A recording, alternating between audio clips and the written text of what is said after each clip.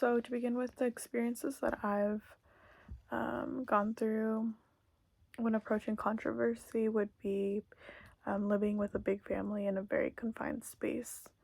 So, specifically with my younger sisters, we tend to bicker a lot and have petty arguments that turn into really big arguments because we just don't know how to really communicate what we're feeling, and it turns into a really big argument. With the years, I've learned to um, recognize that, they're my younger sisters and I have to learn patience. So patience is a skill that I've learned to develop throughout the years, and it didn't come easily and it definitely came with time, but patience is something I'm very good at now.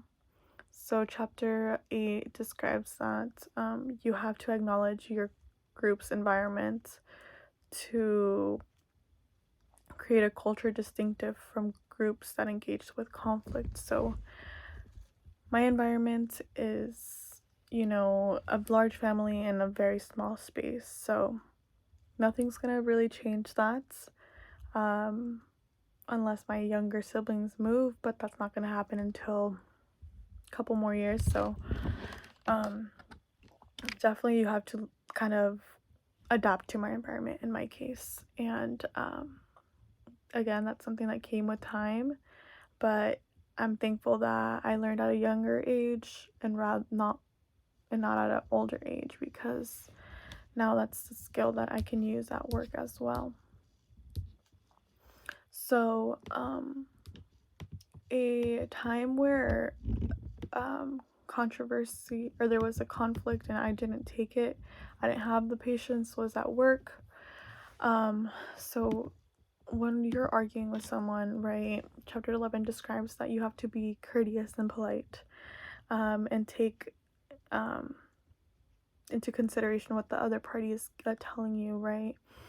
Um, because you don't want to fight fire with fire. That'll just create a bigger fire at the end. So in this specific case, I was trying to explain something to a guest over the phone, but they just they had the mentality of the customer is always right. So I just wasn't having it, and I was giving attitude, and at the end I just hung up on her, which wasn't the correct thing to do as an employee and as a person who is bickering.